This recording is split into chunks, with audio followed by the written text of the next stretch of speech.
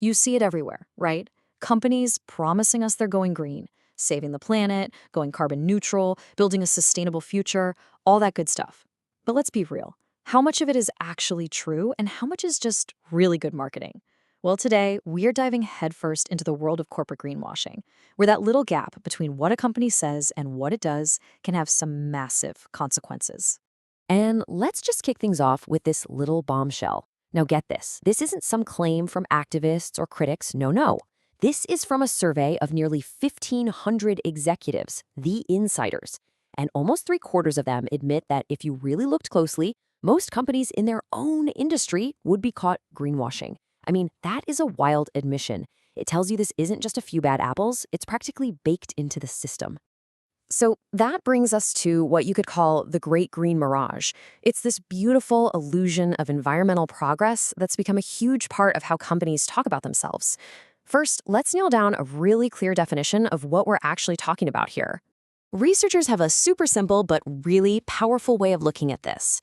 Greenwashing is just the measurable gap between a company's green talk, all the eco-friendly promises, and its green walk, what it actually does in the real world. So it's not about intentions, it's about the cold, hard data, talk versus action. Simple as that. And here's the kicker. This gap is getting bigger. By 2021, the number of companies caught greenwashing had soared to over 25%. Now, that's nearly triple what it was back in 2014. It really seems like after that big Paris Agreement in 2015, the green talk got a whole lot louder, but the green walk, well, it didn't quite keep pace. So you're probably wondering, how in the world do you measure this gap accurately? I mean, for a long time, it was super hard to do. But now, researchers have a powerful new tool in their arsenal. They've essentially built an AI greenwashing detector. And the way it works is actually pretty brilliant. First, a special AI designed for finance, it's called FinBERT, scans thousands and thousands of corporate earnings calls. It's literally reading everything to give the company's green talk a score. Then, to get the green walk, it digs through data from over 100,000 independent media sources, looking for actual environmental slip-ups like pollution spills. You take the high talk score, compare it to the bad walk record, and bam! The gap between the two is your greenwashing score. It's basically an AI lie detector for corporate sustainability claims. And this isn't just some rough estimate. This AI model is incredibly good at its job. It has a 90% success rate in identifying sentences that count as green talk. That kind of accuracy means we can have some serious confidence in what the data is telling us. So, who are the biggest offenders? Well, the data shows a really clear pattern. The industries that have the most to lose in a shift to a green economy are the ones most likely to greenwash. No surprise there, right? As you can see, utilities are way out in front, with a score that more than doubles the next industry on the list. It's a classic case of sectors that rely heavily on fossil fuels talking a really big green game. Okay, all of this leads to the central mystery in this whole thing. We now know that greenwashing is actually bad for a company's stock price. It's bad for its performance. So, why on earth would any CEO do it? It seems totally counterintuitive, right?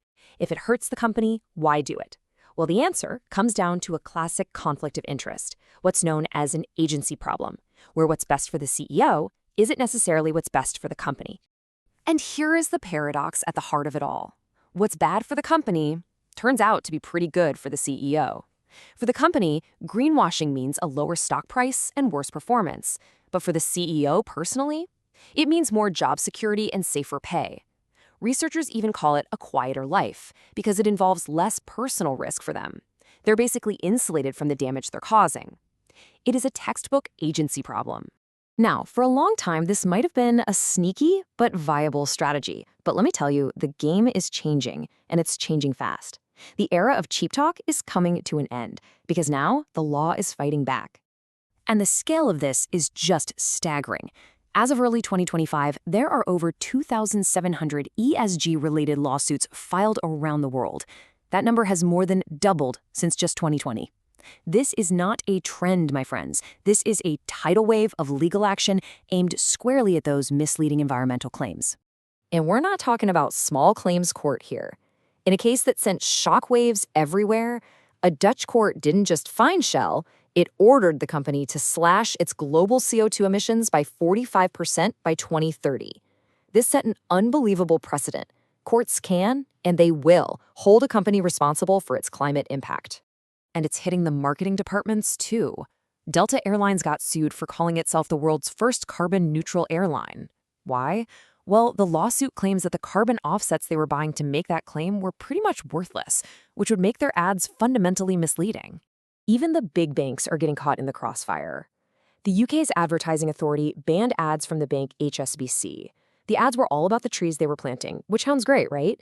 Except they conveniently forgot to mention the bank's massive investments in fossil fuel companies.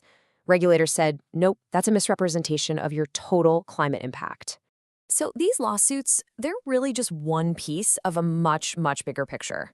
We are officially entering a new era of accountability, and it's being driven by a huge wave of strict new rules from the world's biggest economies.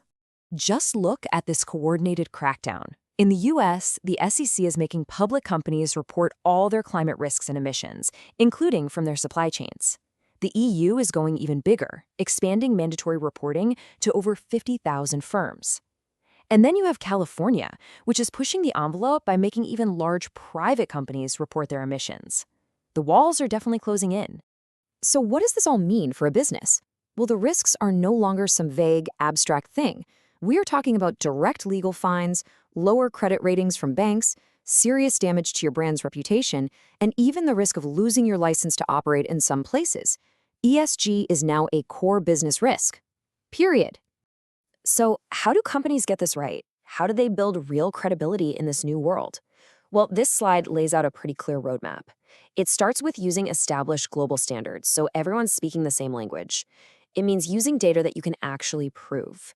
It means telling the whole story, the good, the bad, and the ugly, not just your wins. And crucially, it means getting a third party to audit your data.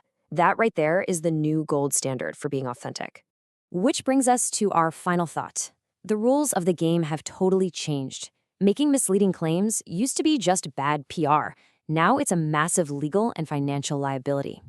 So, as this era of cheap talk finally draws to a close, the real question for all of us, as investors, as customers, as citizens, is how are we going to use these new tools to finally separate corporate fact from corporate fiction?